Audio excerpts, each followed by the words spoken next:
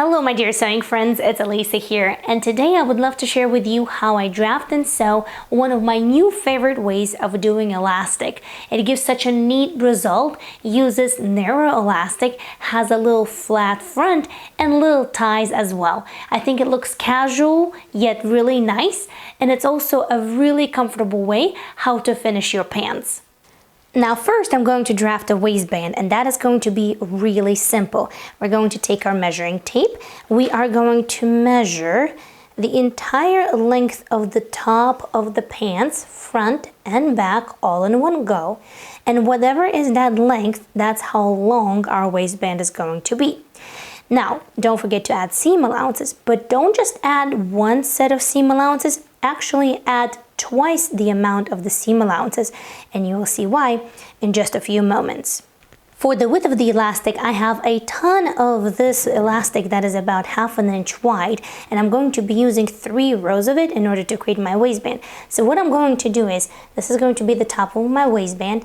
I am going to place one row like this and mark about 1/8 of an inch below this elastic.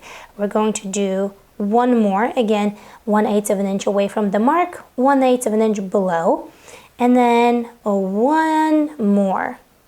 So the length of my waistband is 40 inches. In a regular waistband, I would add 1/2 inch of seam allowances to each end, which would total to 1 inch seam allowances altogether. Because we're going to double the seam allowances here, this entire length is 42 inches. So 40 inches for the waistband, 1 inch for the first set of seam allowances, and 1 inch for the next set of seam allowances. Now here you can see this is what we measured for the elastic. As you remember, this was without seam allowances, so I have left 1/2 inch seam allowance here on the bottom. So if I fold this in half, there we go, it will cover it perfectly. And again, there's another 1/2 inch seam allowance on the right side of the fabric here.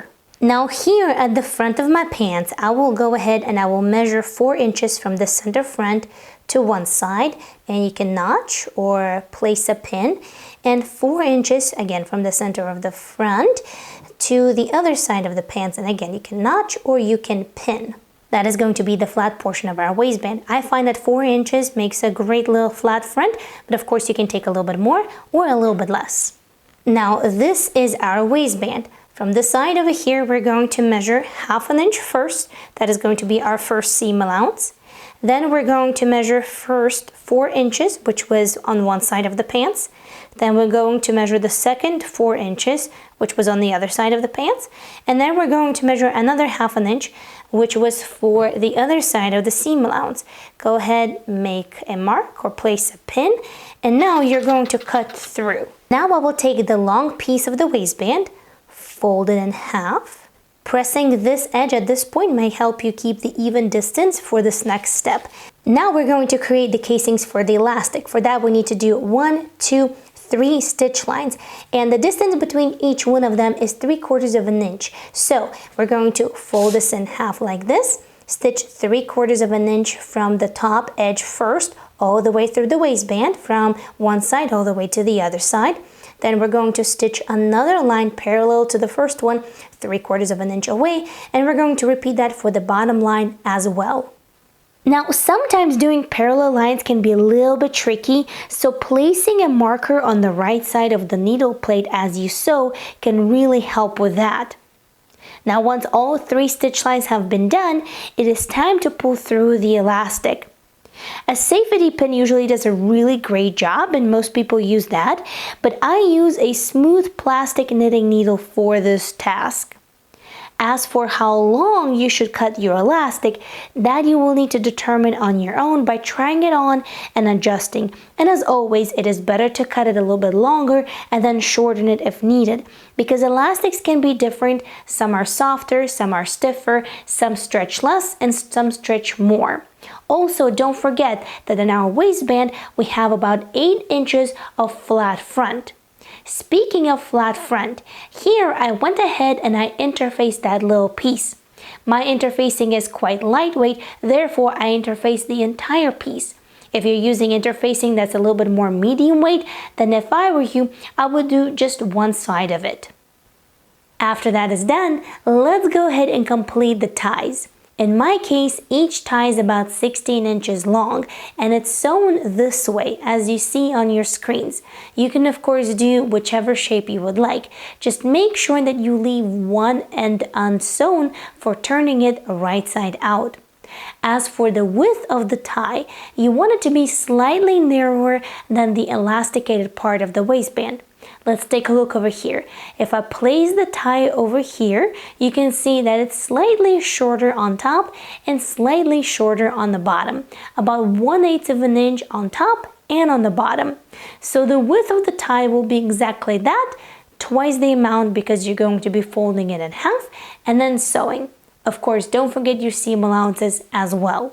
Now we have all three parts ready, so let's put them together. Grab the flat front of your waistband and fold it in half. Mark the half point. Then open it flat. Next, I'm going to take my ties and I'm going to place it about 1/8 of an inch below the marked point. And I'm going to stitch about 1/8 of an inch away from the edge. This will hold the ties in place while we're working with the rest of the waistband. And you're going to repeat that for the second tie as well. Once the ties are attached, let's grab the elastic waistband and get that on there. Place the waistband all the way at the marking and sandwich it between the flat front of the waistband.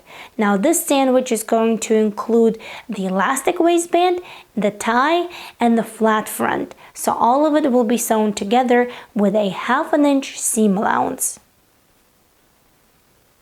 Of course, don't forget to do the back stitch and secure your seams, and once you turn the entire sandwich, it will look really nice and neat. You're going to repeat exactly the same steps on the other side as well.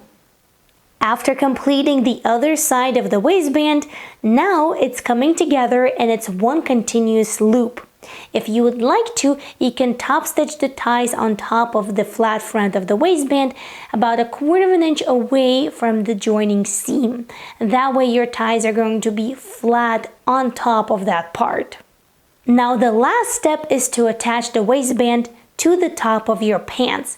What I like to do is to mark the center front and center back of the waistband and place it right sides together with the center front and center back of my pants. Now you can of course pin it together or even baste it together. However, I like to work with this particular part as I go. So I started with a straight stitch 1/2 inch away from the edge of the fabric, which was the seam allowance that we have left for this particular project. And I go ahead and I straighten out my waistband as I start stitching it down to the top of my pants. This process might seem a little tedious, but it's actually pretty easy because the width of the waistband matches the width of the top of the pants exactly. As you can see here, I'm attaching my waistband to the top of my pants just below the 3rd row of the straight stitches that we did to create the casings for the elastic.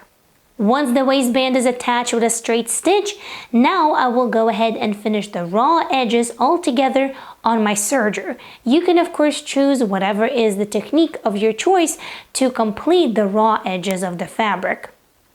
And after that, that's it. Your waistband is done. Wasn't that easy? I think it was pretty easy, pretty straightforward. You can do quite a lot of variations of this type of waistband. You can vary the amount of rows of the elastic, you can skip the ties, you can add some sort of other interesting element to the center front of your pants. So definitely have fun. I truly hope that you enjoyed, and until next time, happy, thoughtful sewing. I'll see you very soon.